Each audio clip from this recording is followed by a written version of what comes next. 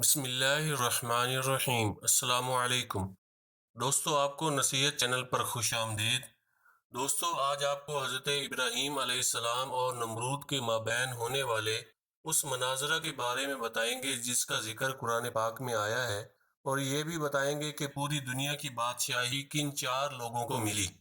دوستو، ویڈیو آخر تک ضرور دیکھیے گا، اور اگر آپ نے ہمارے چینل کو ابھی تک سبسکرائب نہیں کیا تو سبسکرائب کے بٹن پر کلک کر کے سبسکرائب کر لیں اور ساتھ والے بیل آئیکن کو بھی پریس کر دیں۔ جزاک اللہ۔ تو چلیں واقعہ کا بیان شروع کرتے ہیں۔ یہ واقعہ نمرود اور حضرت ابراہیم خلیل اللہ علیہ السلام کے مناظرہ کا ہے، جس کی روداد قرآن مجید میں مذکور ہے۔ نمرود بڑے تنتنے کا بادشاہ تھا۔ سب سے پہلے اس نے اپنے سر پر تاج شاہی رکھا اور خدائی کا دعویٰ کیا۔ یہ ولد زنا اور حرامی تھا، اور اس کی ماں نے زنا کرا لیا تھا جس سے نمرود پیدا ہوا۔ لیکن یہ حرامی لڑکا بڑا ہو کر بڑا بادشاہ بن گیا۔ مشہور ہے کہ پوری دنیا کی بادشاہی صرف چار ہی شخصوں کو ملی، جن میں سے دو مومن تھے اور دو کافر۔ حضرت سلیمان علیہ السلام اور حضرت ذوالقرنین یہ دونوں صاحبان ایمان تھے، اور نمرود بخت نصر یہ دونوں کافر تھے۔ نمرود نے اپنی سلطنت میں یہ قانون نافذ کر دیا تھا کہ اس نے خوراک کی تمام چیزوں کو اپنی تحویل میں لے لیا تھا۔ یہ صرف انہی لوگوں کو خوراک کا سامان دیا کرتا تھا جو لوگ اس کی خدائی کو تسلیم کرتے تھے۔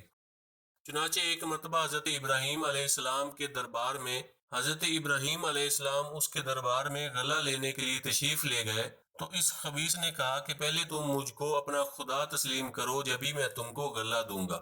حضرت ابراہیم علیہ السلام نے بھرے دربار میں اعلان فرما دیا کہ تو جھوٹا ہے، اور میں صرف ایک خدا کا پرستار ہوں جو وحدہ لا شریک ہے۔ یہ سن کر نمرود آپے سے باہر ہو گیا اور آپ کو دربار سے نکال دیا اور ایک دانہ بھی نہ دیا۔ آپ اور آپ کے چند متبعین جو مومن تھے بھوک کی شدت سے پریشان ہو کر جاں بلب ہو گئے۔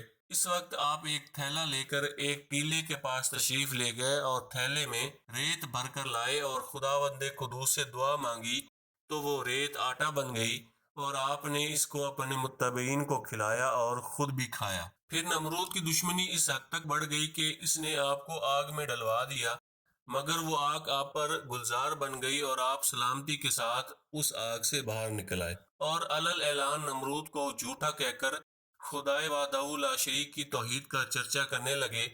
نمرود نے آپ کے کلمہ حق سے تنگ آ کر ایک دن آپ کو اپنے دربار میں بلایا اور مناظرہ شروع کر دیا۔ مناظرہ کچھ اس طرح تھا۔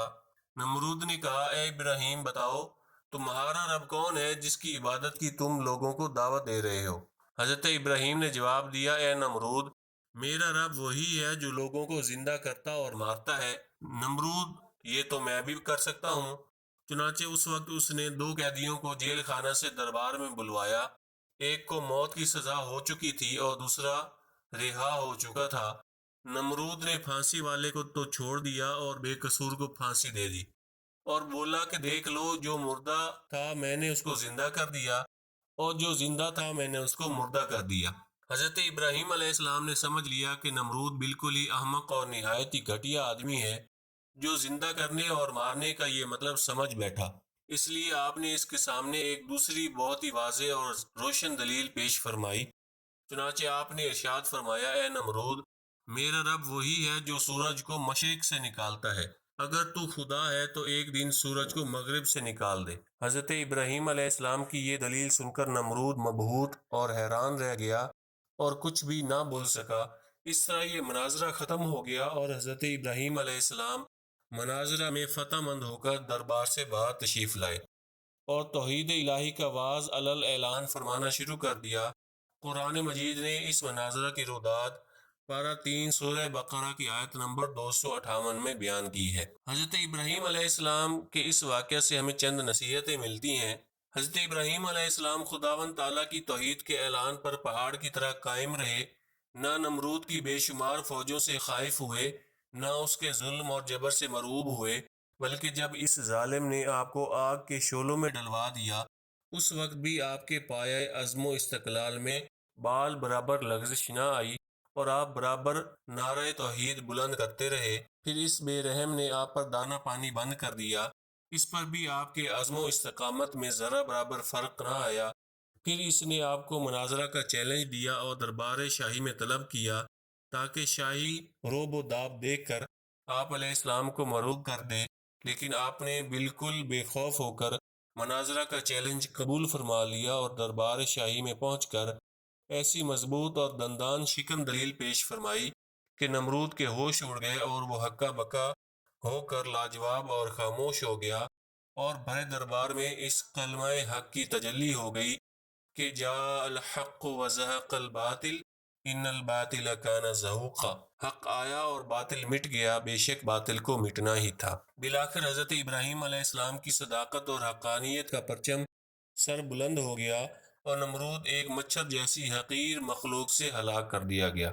حضرت ابراہیم علیہ السلام کی اس اسوہ حسنہ سے علماء حق کو سبق لینا چاہیے کہ باطل پرستوں کے مقابلہ میں ہر قسم کے خوف اور ہراس اور تکلیف سے بے نیاز ہو کر آخری دم تک ڈٹے رہنا چاہیے، اور یہ ایمان اور یقین رکھنا چاہیے کہ ضرور بضرور نصرت خداوندی ہماری امداد اور دستگیری فرمائے گی، اور بالآخر باطل پرستوں کے مقابلہ میں ہم ہی فتح مند ہوں گے، اور باطل پرست یقیناً خائب اور خاسر ہو کر ہلاک اور برباد ہو جائیں گے۔